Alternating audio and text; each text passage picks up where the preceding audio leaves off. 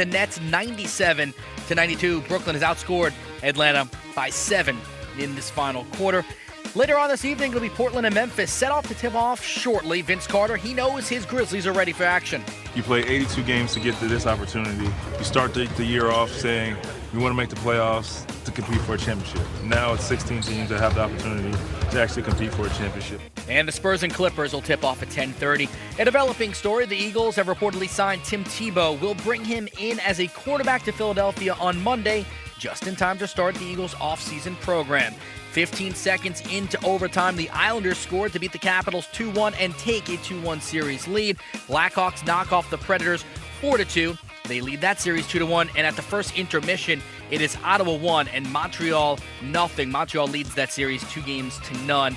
Some baseball action. Detroit throttled the White Sox 9-1. Royals reached 10 wins as well. They dispatched of the A's 4-2. The Dodgers blanked the Rockies 7-0 behind 3 home runs in the 6th inning. Mets use Matt Harvey as he gets his 3rd win of the year, a 7-6 victory over the Marlins. I'm Keith Irizarry. This is NBC Sports Radio and NBCSportsRadio.com. This NBC Sports News Update is brought to you exclusively by West Coast Auto, located at 5180 Holt Boulevard in Montclair, where you'll find the widest selection of the most pristine used automobiles in Southern California. West Coast Auto of Montclair is the 2015 top-rated pre-owned dealer in California, offering a service department that surpasses expectations in every single way. And while you're there, browse West Coast Auto's extensive lot of best-in-class pre-owned vehicles. You're getting the best-in-class vehicles with financing options like 0% down and no payments for 90 days. Visit westcoastauto.com or call 9099-million.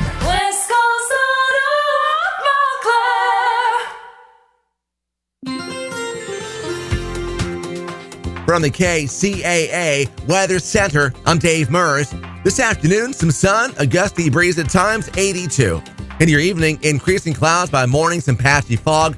Winds diminish, 52. By tomorrow, morning fog, then some sunshine, breezy again, 78. Monday evening, patchy fog for a time, breezy, low near 53. By Tuesday, fog early, then some sunshine to come, the high back up to 78 degrees. That's your weather forecast for this hour from the station that leaves no listener behind, NBC News Radio, AM 1050 Kcaa. For more local radio every day, tune into Kcaa Loma Linda.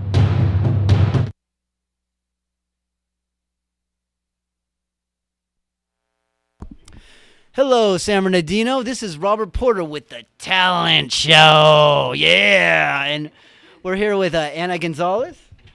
Hello, everybody. And tell us a little bit about yourself, Ana Gonzalez, and your other last name, or was it Jorgensen? Married okay. name, yes. Okay. Well, I was born into a family of professional musicians and educator in Mexico. I grew up listening to mostly classical music, but as well as boleros, rancheras, and I have a passion for tangos and all kind of dramatic performances, opera singing, and all. And do you teach? I do. I been teaching Spanish for the last 5 or so years, and I recently got hired as a full-time Spanish teacher in a private elementary school in Redlands, teaching preschool through 8th grade. Yeah. And how do your students like your Spanish speaking abilities and your Spanish guitar playing abilities? Well, I think they like it because I do like teaching a lot, but my passion is for performing and singing, so I teach a lot through music and puppetry and dancing and doing crafts. I'm not the regular teacher that make you sit down and learn grammar. I say you first speak, and then once you understand and can speak a little bit, I can go to the grammar. Well, you got some lucky students. Right on. Yeah, like the way, I'm not, mi español así, but when I was a kid, we would like just sit together and just speak. And that's how we would learn. Great, and it's very important here in Southern California, especially in San Bernardino, the big percentage of Spanish speakers. Es increíble y qué lindo que la gente le interese and we más. need to pay attention to those Spanish speakers. They're very important. They're a great part of our culture, and without all that influence, we wouldn't have all the great food and art and stuff we have today here in San Bernardino. Now, where did you start playing and singing? Well, my dad is a professional violinist, and so I grew up listening. Oh, what's his name? Efraín González. He was a concertmaster in different orchestras all around Mexico, Veracruz, Morelia, Jalisco, Estado de Mexico, in many, many great big symphony orchestras. So I grew up with music, and first I started singing at the age of 5 or 6. I remember my parents used to, the little girl should sing in the party, and I hated it. But it just grew into me. I remember in church playing the mandolin and just learning guitar by myself, just listening to old folk music and just kind of teaching myself the guitar. I'm not great at it, but I wanted to accompany myself, and the piano was just way too hard for me. Who's your favorite musician? Well, probably my husband. What does he play? What's his name too? David Jorgensen. He used to play the French horn, and that's how I'm here in the States. I met him in a gig in Mexico City in the biggest auditorium there, in the Auditorio Nacional, doing classical music. But I'm in love with Ella Fitzgerald's voice, and as well as Cecilia Bartoli. I mean, going from one side to the other. I love all kinds of music. I like pop too. I like Bebe. I just enjoy any heavy metal in there? No. Oh, okay. Well, we'll have to change that because I think there's a place for all music. I love it all. Yes. Could you tell us a little bit about this first song that you're gonna perform for us? Well, this first song I'm gonna perform for you, and feel free, please, everybody listening to this, to sing along. I love sing along with us. It's called Bésame Mucho. I'm sure you have heard it. Yes. I like that. And it was written by a woman. I love that songs. Wanted to get kissed? Probably. I think she was pretty young and she'd never been kissed when she wrote this song. But it's just been performed all over the world, and it's just a lovely song. And I want you to sing along with me. Okay.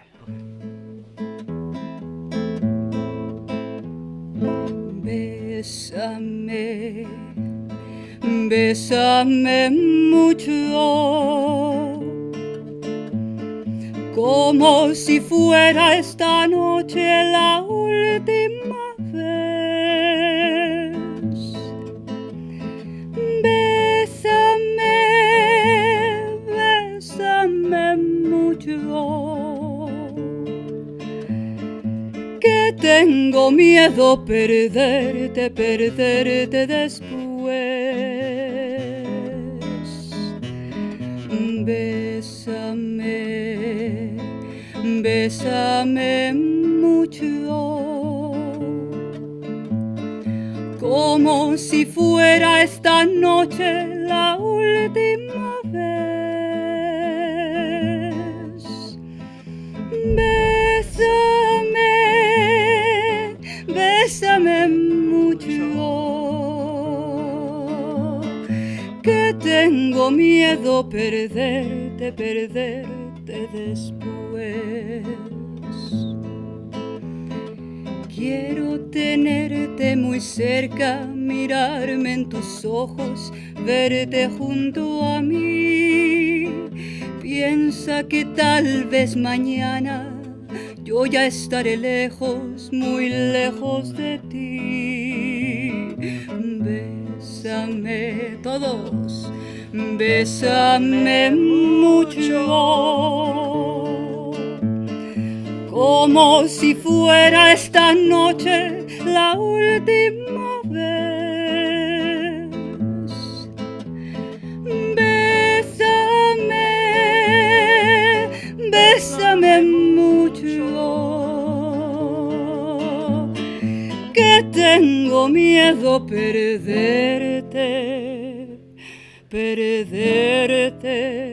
otra vez.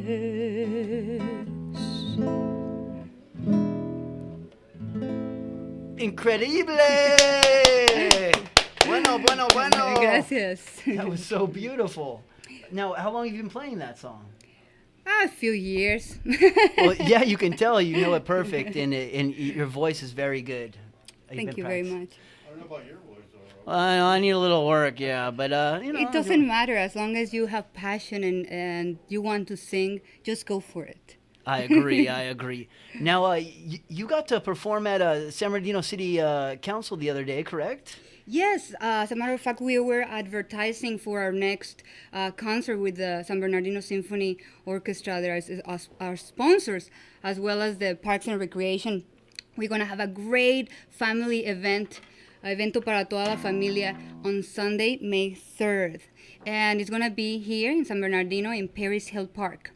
It's going to start at 2 p.m. and it's going to go all the way to 9 p.m. We're going to have art activities and entertainment for the kids. We're going to have a beautiful a music and life-size puppet extravaganza presented by the Chamber Orchestra of Ensenada. It's called The Wandering Little Tadpole, El Renacuajito Paseador.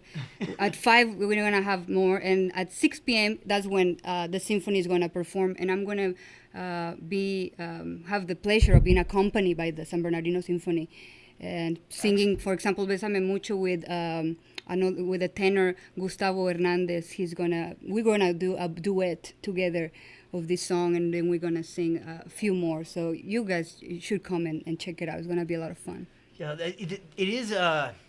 I might be able to make it for a second, but that is the same day as our show, so I'm going to do my best. But it looks like I might have a 2-hour window that I might be able to check it out real quick. Yeah, and we're going to have ballet folklorico dancing along when the symphony is playing, so it's going to be very visual. And we're going to have also a mural where people are going to be able to grab a brush and paint. It's going to be a lot of fun. Oh, that's cool. Well, we will. I'll be posting this on the Facebook group I Love San Bernardino today. Great. And several other times before the event. And we need you guys to get out there. That'll be a lot of fun. And bring your kids. And you can sing along like me and probably do better. Yes. Now, what's the next song you're going to perform for us? I'm going to sing another one, very old folk, that everybody knows. And we're going to perform it as well with the symphony. So just pretend the guitar is the symphony. And sing along with me. It's called Cielito Lindo. De la Sierra Morena, cielito lindo, vienen bajando. Y un par de ojitos negros, cielito lindo de contrabando. Y ese lunar que tienes, cielito lindo, junto a la boca, no se lo des a nadie, cielito lindo, que a mí me toca. ¡Vámonos todos! Ay, ay, ay, ay, canta y no llores, porque cantando se alegran, cielito lindo, los corazones. Everybody! Ay, ay, ay, ay, canta y no llores, porque cantando se alegran, cielito lindo, los corazones. I love that. I wish I could. Now say it for me slowly. The chorus. Ay, ay, ay, ay. Canta y no llores. Sing and don't cry. Canta y no llores. Canta y no llores. Porque cantando se alegran, cielito lindo, los corazones. Los corazones. Yes, because singing is how the hearts get happy, my little heaven. That's so beautiful. I'm gonna have to practice that one more. That was really cool. Okay, well, another thing about your students, like, what's your favorite thing about teaching your students? I think that they are so cute and they want to learn, and they're very innocent and receptive to stuff you tell them. It is a big responsibility, and it's like being an artist, like molding clay. You can mold kids. Of course, everything comes, in the house. The parents are the number one. but as a teacher, you can have a big impact on their life. I want my kids, everybody that I can touch through teaching, that they get a sense from me that life is about being happy and enjoying yourself and sharing with others, and not thinking about yourself, like think about others first, and being happy, just spread happiness. I agree. I think you should always think about others first, and then, don't forget about yourself, but make sure others are happy too, and be humble. Yeah. And being humble makes you happy. It does. Definitely, it does. Right on. Well, now, how would someone go about getting a hold of you if they needed you to come sing for them? Yes, I can sing for private events, you name it. Anything occasion that you would like. I also perform with a trio, Los Tremendos del Sur. They're gonna be accompanying me. You can come and see us in Market Night this coming April 30th in Redlands. Could we have them on the show sometime? That would be great. That would be awesome. That's the future right there, Danny. They play jarocho, harp, accordion, and guitar, and they accompany me. They're just wonderful guys, and we're gonna be performing there at 7 o'clock on Redlands, so that you can get a hold of me through going to Redlands, about redlands.com. My information is there. You can also Google me. I think I'm through the Redlands Music Association with the Redlands Bowl. Also, you can find me there. My contact information. You can also reach me at my You're on Facebook too, I'm right? on Facebook too, yes. And we're gonna have this same performance that we're gonna do on May 3rd here in Paris Hill Park. We're gonna do it as well as the opening night for the Redlands Bowl series. Okay. And it's free. It's free. All those concerts that we have in Redlands every Friday and Tuesday night, starting on June 26th. That's when I will perform. Free all summer. I like the word free, and I know our listeners do too. So you have another song here for us to perform? I do, and this one is very loved by older generations. So I want to keep this kind of music alive. This one is called Sabor a mí.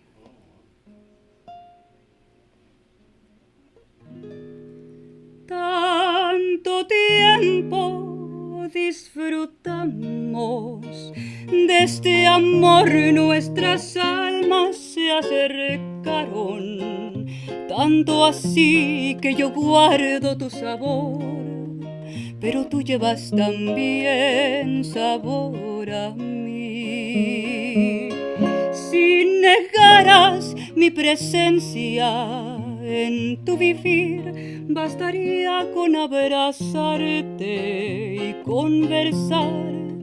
Tanta vida yo te di que por fuerza tienes ya sabor a mí. No pretendo ser tu dueña, no soy nada, yo no tengo vanidad de mi vida. Doy lo bueno, soy tan pobre que otra cosa puedo dar. Pasarán más de 1000 años, muchos más, yo no sé si tenga amor la eternidad, pero allá tal como aquí, en la boca llevarás sabor a mí, sabor, sabor a mí.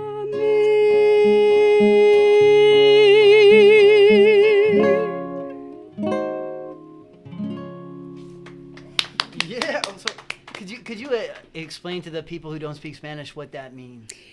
Sabor a mí means a taste of me. Then even though a lot of years will go by, you will still have taste of me. Oh, that's romantic, especially with music. That's like nostalgia almost. Yeah, I love all these, romantic songs, and makes you fall in love again and again by especially listening with to the this music, kind of stuff. I'll go through on my Facebook page a lot of old music, and it seems like I just recently got into some old Spanish stuff. And man, yeah, and for me, being married 17 years, and probably a lot of you listening have been married for a long time. Just fall in love again, and it's just. I agree. That's great. a good idea, but not for me yet. I'm single, by the way. Ooh. All right. So you have one more song, by the way. I do, and this one is called Malagueña Salerosa. It's a girl from Malaga, Spain, with a lot of salt. All right. Qué bonitos ojos tienes debajo de esas dos cejas, debajo de esas dos cejas. Qué bonitos ojos tienes. Ellos me quieren mirar, pero si tú no los dejas, ni siquiera parpadear.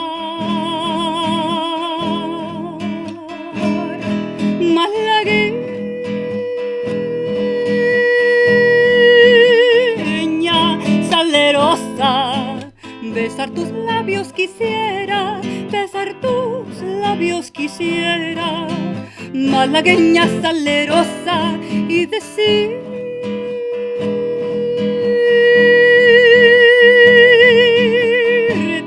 niña hermosa, que eres linda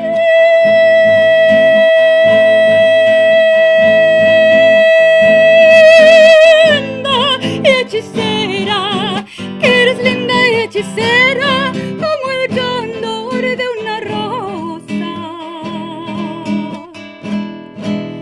como el candor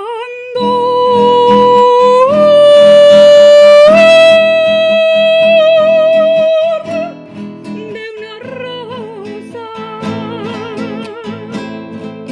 Si por pobre me desprecias, yo te concedo razón, yo te concedo razón. Si por pobre me desprecias, yo no te ofrezco riquezas, te ofrezco mi corazón, te ofrezco mi corazón a cambio de mi pobreza. Malagueña salerosa, besar tus labios quisiera, besar tus labios quisiera. Malagueña salerosa y decirte,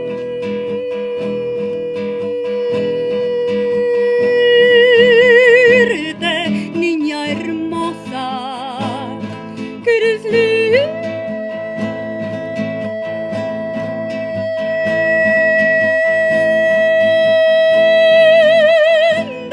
y hechicera, que eres linda y hechicera como el candor de una rosa,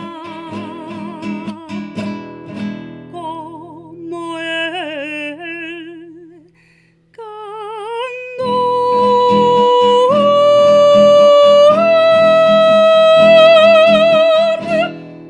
de una rosa.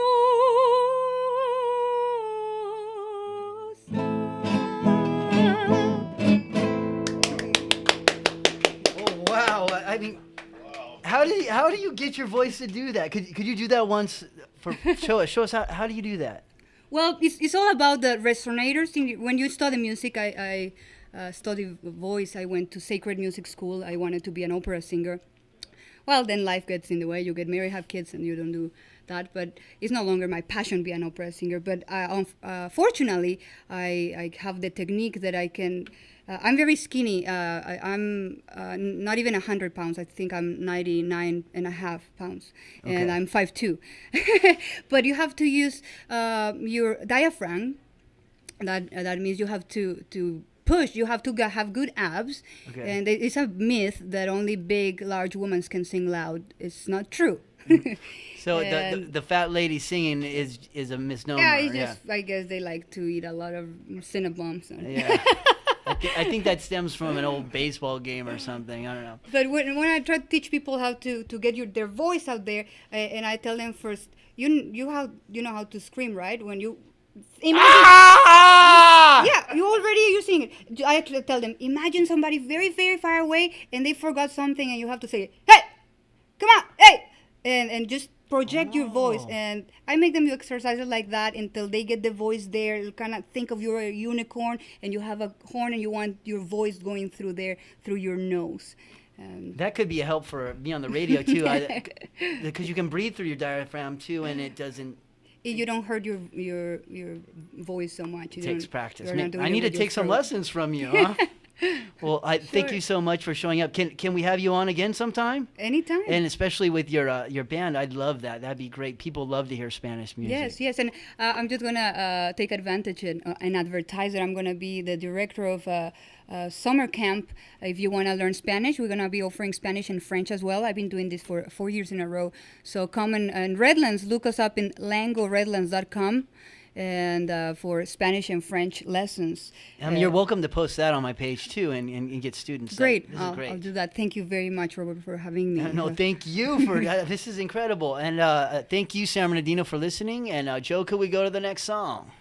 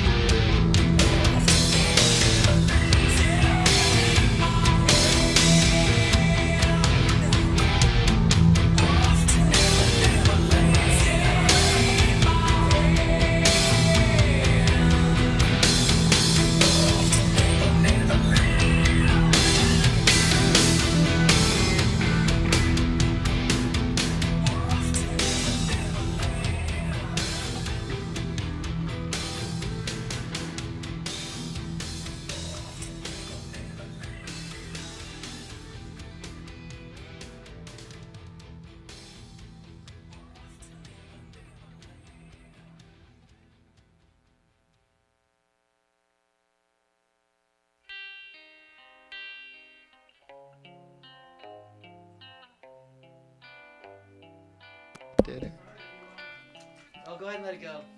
Yeah.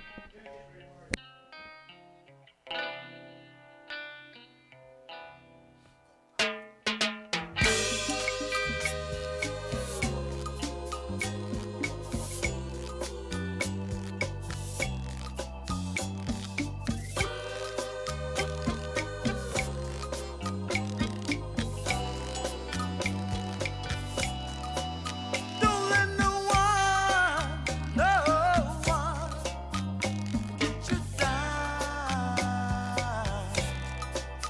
'Cause if they do, I'll be around. I want you near, standing here by my side. So my dear, wipe those tears from your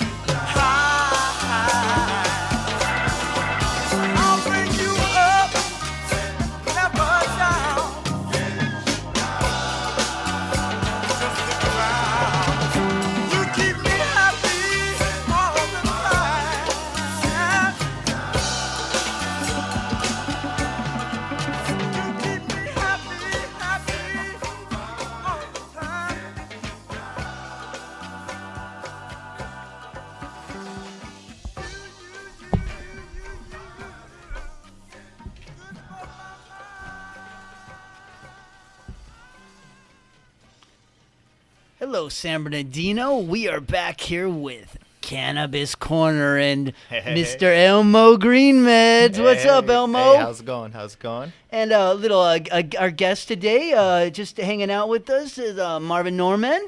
Hi, guys. Right on, right on. So last time we left off with we were on a prop, or what part of law were we at? Let's see. We started off talking about Prop 215, the initial voter proposition that brought medical cannabis to California. Then we went on to SB 420. That was the legislative bill that defined and regulated some of the transportation, grow, and distribution issues. Well, there was what some. were those issues? What were they? Yeah, what were they? Like how many plants that a person could grow, how much cannabis that they could be in possession of. Could you go over those real quick again for us? Generally, it's 12 immature plants, 6 mature plants, So you could have 6 in flowering, 12, in vegetative growth. With a medical recommendation. With the medical recommendation. So in total 18. Total of 18 plants.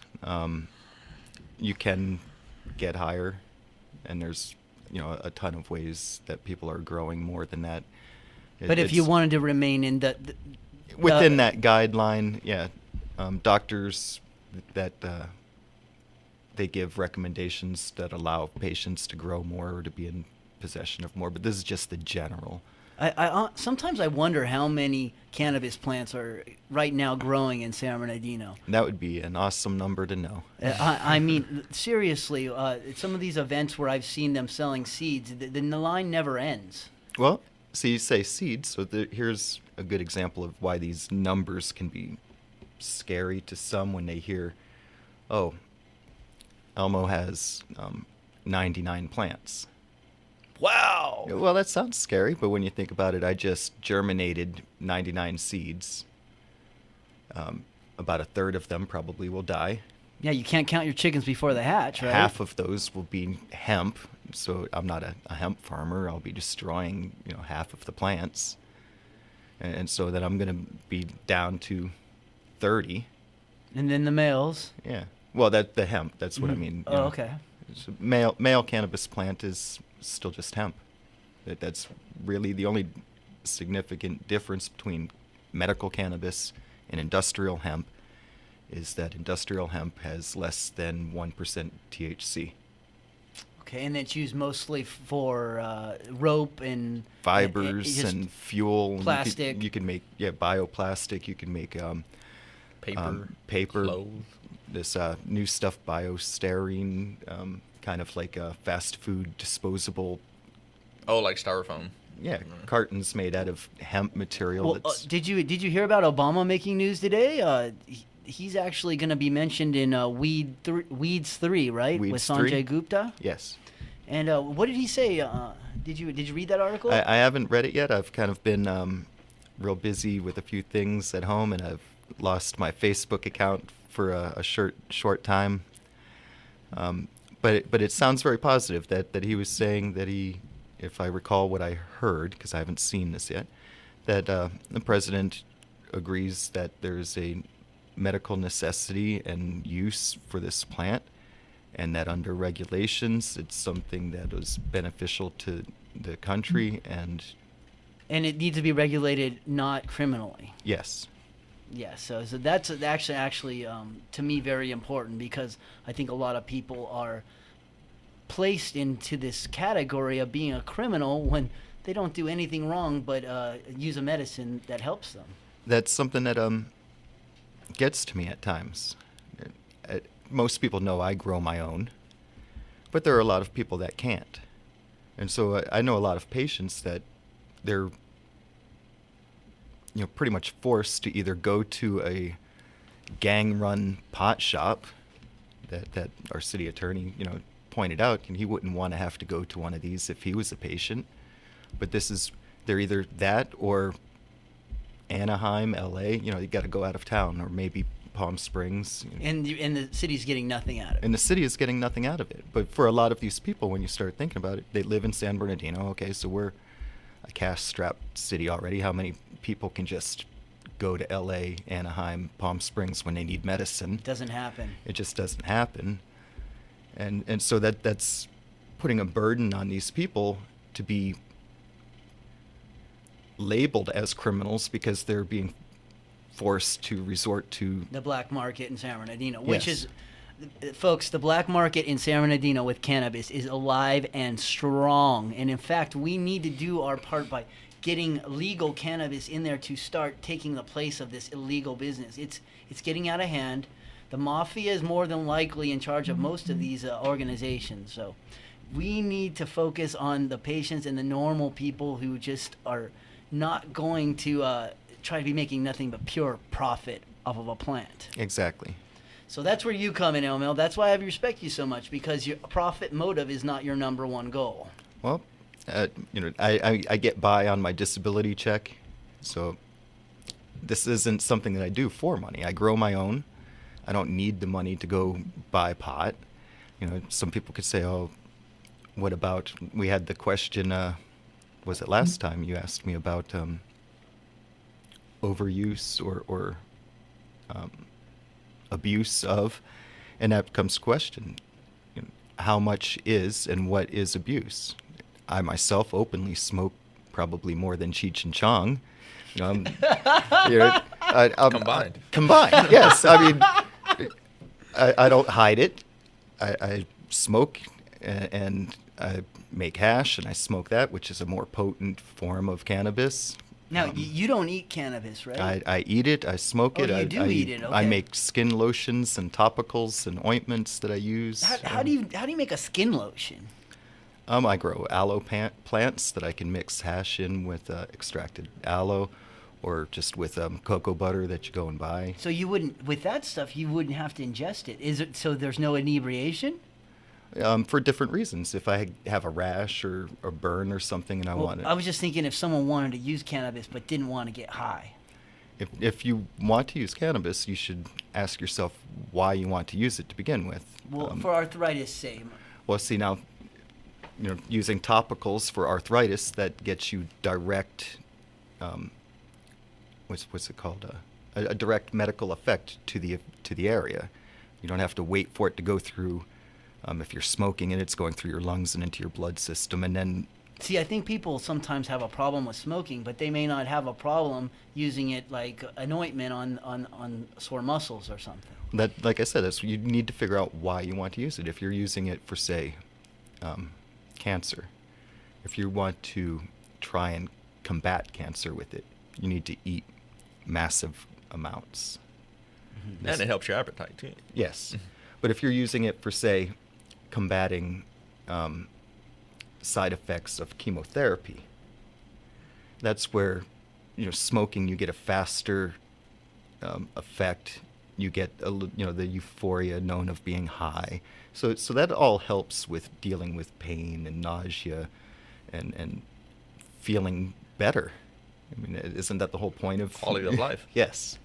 Now, me and you went to Upland City Council meeting not too long ago. Yes. And a lady got up there to speak, and she was very passionate about the fact that she didn't even she used cannabis when she was a kid.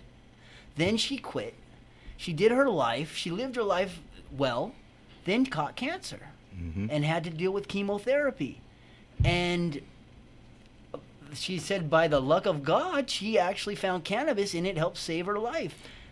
If I'm not mistaken, this was the same woman that was talking about she had to resort to her daughter's boyfriend in obtaining the cannabis for her because there's no safe access. So that's another whole issue with regulation. When people are looking for this medicine, how do they get it? Where do they find it? And you don't want to get it from the legal spot because it could be pesticides on it. You're either going to gangs or you're asking kids to find it for you. Yeah, that's no good. We need to have this as a regulated industry that provides safe access, community education, be a resource, for the community. So your goal here is to approach all the city council people and elected officials that are going to be running for office this year, and at least have them think about this or get it on their agenda, or at least get it out there as a part of a public statement that this is how they feel. Yeah, because the city attorney was saying that he doesn't make law. No, he doesn't make law, but he sees. You could hear that he sees that there's a benefit to this. He saw it out of town, that they were able to shut down illegal pot shops that are gang run, criminally backed, that they were able to use regulations and collect taxes and resources so that these could be a part of the community as opposed to ostracized from the community. Yeah, like it was actually very brave of Mr. Sines to actually mention that he went to Palm Springs, checked out their system, and it was working. It was.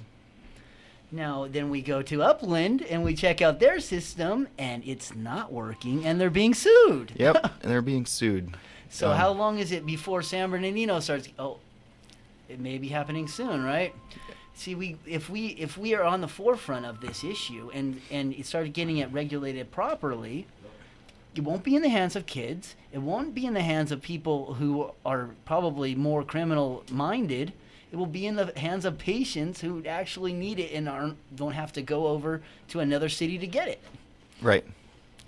And then San Bernardino benefits. We get those sales taxes. We get people staying in the community instead of driving out, and maybe they'll eat here or they'll do things here instead of going far. Now, I think we need more cannabis-related events for patients. I think so too. 420's coming up, right? 420's tomorrow. Great day. This is my birthday weekend coming up, 423rd. Yeah. But I do like the 23rd is your birthday? Yeah, I'll be 30, happy birthday. 39 years young, man. This is my birthday show. That happens to be Jesse's birthday as well. Right on. Well, we have something great in common. I'll share that. I'll keep that forever in my heart, man. Tell us a little bit about the act that you're planning on showing to all the city councilmen and people, the Jesse Act. The San Bernardino Marijuana Clarity Act, also to be known as Jesse Act in memory of my son. It doesn't actually do away with our ban. Instead, it creates a commission to look into regulating not just dispensaries, but all types of cannabis-related businesses, whether it's farmers markets, grow operations, edible kitchens, making edibles. Marvin, have you looked at his Jesse Act at all? I glanced over it a couple times on Facebook. Here, take a copy with you. Sure. Do you have any suggestions or comments? I can't comment on something I haven't read yet. No, I mean, like, what would you like to see done with medical cannabis in the community? Do you think it should be banned? No, I mean, clearly the bans are not working. Yeah, it's common sense that they're not working. And we have other opportunities to look around the region, as Attorney Sines had mentioned. Palm Springs has it. There are other states that are now beyond just medical, but all people really can use cannabis in Washington and I believe Alaska. Colorado. It doesn't seem like there's a bunch of lunatics coming out of those states or anything. No. The world didn't end. Well, no. For a few people it has, unfortunately, but yeah, there it wasn't related to cannabis. Well, there are people that they're starting to come around, and what it comes down to is properly educating them. So that's why we're here to discuss this. I agree. This isn't all science. This is some conjecture. This is some science and some our opinion. But we just want there to be a conversation in the city about this, and not just a ban. That doesn't do anybody any good. And just a plain straight ban for no real reason other than a segment of people that decided they don't like it and don't want it here. Well, I noticed on Facebook that Merck posted that over at his dispensary over there was actually code enforcement outside spying on them. Now, this is what I have to say to that. Code enforcement spying on a dispensary when we got murders happening every week in San Bernardino doesn't seem like it should be our priority. Well, I don't think code enforcement is... But they could could focus on drug houses. There's things they could focus on, but they chose to focus on cannabis dispensaries, and it just doesn't seem like that's the best way to put our money into it. But so, like, if you were to open something to get cannabis to patients, it wouldn't be a dispensary. If I was? Yes. I wouldn't want to own a dispensary in the sense of what we know a dispensary as, no. At least not in the current legal environment. No. If I were to have my own access point, is that what you're saying? If I had my distribution, how would you distribute? If I had my own, I would be more likely to want a private club type of setup with limited members, sort of like maybe a VFW or a Knights of Columbus. Okay. All right. Well, and do you think there would ever be a way to get cannabis to patients for free? For free? Yeah, there's groups out there that are doing it. Because some patients they don't have any extra money. I try to do what I can for a lot of patients. I try and hook up people that can grow with people that can't. I'm trying to work on putting together a group right now that'll help pay for recommendations for people that can't afford to go see the doctor to get this recommendation for cannabis. Try to put together veterans that can build greenhouses and wire, safe electrical grow rooms to people that have the ability and space to grow. So I try and make these connections to people to make it as affordable, oftentimes free for as many people as I can. But it's just not something that I can do for everyone at the moment. Yeah, it's important because it's, in a way, it's cost prohibitive for patients because some of that stuff is expensive, right? Yes, it can be quite expensive. And like gold expensive, correct? Yes, and they they weigh it in grams. Well, and some of it, I guess, should be at that. Why would it be worth as much as gold? Well, so when you're thinking about certain cannabis, it's easier to give away outdoor grown. You have so little overhead. You just throw some seeds in the ground, and there's mechanical trimmers. You don't have to have very many employees, and that could be practically given away. But when you have, say, indoor connoisseur quality, now you're thinking about elaborate indoor grows with high energy costs, high nutrient costs. They're using breeds of plants that are more expensive. You saw the seeds for sale. So it's not profit motive totally. It's because it actually costs a lot of money to grow it. To cost properly. To grow the best cannabis, it costs a lot of money. But you could grow very, very, very good cannabis cheaply as well. And I think that's the way we need to be teaching San Bernardino, because we're not rolling in dough out here. We have a whole range of people that we could be serving. Like I said, you could have the high-end cigar club type of atmosphere, all the way down to the tinctures, lotions, teas, edibles that are made with what used to be waste material. As a lot of growers are finding out, we don't have to throw away trim. We can make hash. We can make edibles. We can make oils. All kinds of stuff out of what used to be.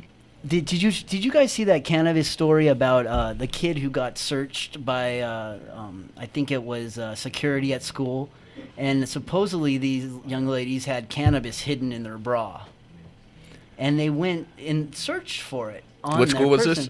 I'm not sure the school, but I read it on Facebook, and it was getting pretty big there, and I'm just wondering, like, how easy is it for these kids to get cannabis if they're rolling into school with it? It is something that is it is one of those things we need to educate. We're not going to protect all children from getting at it. Mm-hmm. We need to educate them about it, and we need to get rid of spice as well. That's another danger. That spice stuff should not ever be compared in any way, shape, or form to cannabis. That spice stuff is poison. It is compared to cannabis because it's synthetic THC. This is the chemicals that they made Marinol and Sativix out of. But it's technically not. It's there's different chemical bonds in right. Yeah. But that's because THC is technically illegal. But that's the draw to it, is that these kids are saying, oh, here's a synthetic substance that's not going to show up in a drug test because it's synthetic. Yeah, some of those people on spice are impaling themselves, jumping over fences, and just wild things. And there's so many other things that kids get into. Yes. In high school, I used to eat diet pills. This was before the ephedra ban. So I would take diet pills to get through school. Interesting. So kids find a way, but with education, at least they'll be able to do it properly. At least you can make an informed decision. Yes, exactly. I just don't like to hear that kids are hiding it in their bra at school. I mean, no, they shouldn't have to hide it. That's not good, but that's part of the way that we've raised them. Yeah. Well, I just don't believe cannabis or alcohol should be at any school. So no, it shouldn't. Yeah, there's got to be a way to teach the kids that there's a proper place for cannabis to be in. It's not at school. Where would that proper place be? I know, Elmo, that you've mentioned. Well, if you're a youngster, it's in front of your parents. Unfortunately, This is true. That's the way it belongs. Your parents are in charge of you. You have to ask your parents for permission to get a recommendation for medical cannabis. And if you do not have a recommendation, it is not illegal. That's how I feel, and Pretty that's much how, it. especially with kids. Now, other than kids, adults should be able to make up their own decision. We're smart, right? We're not going to do something that's detrimental to ourselves. No. I've never. So, if we can keep the kids off of it, and if we can keep the kids informed, then we won't have this problem with them hiding drugs at school. But I kind of think that Well- they've been around. They're hiding the things at school have been around for a while, but we can at least educate them. Yes. Okay, you said you knew a little bit about 420. Now, what do you know about that date? Oh, about the date 420. Okay, so if I'm going to get this story right, it's a group called the Waldos.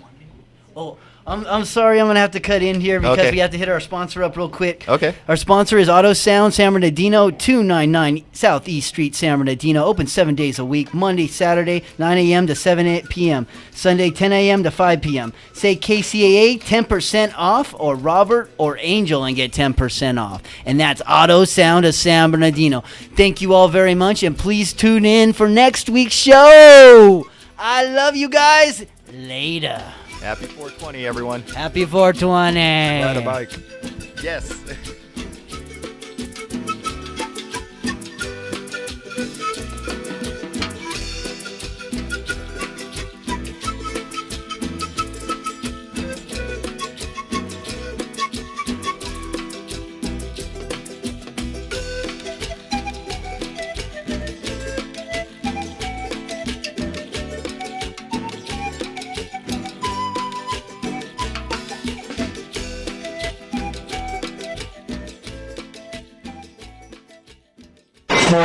You're on board KCAA's Inland Talk Express.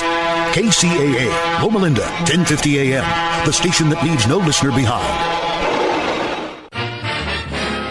It's time for an NBC Sports News Update, brought to you by West Coast Auto in Montclair.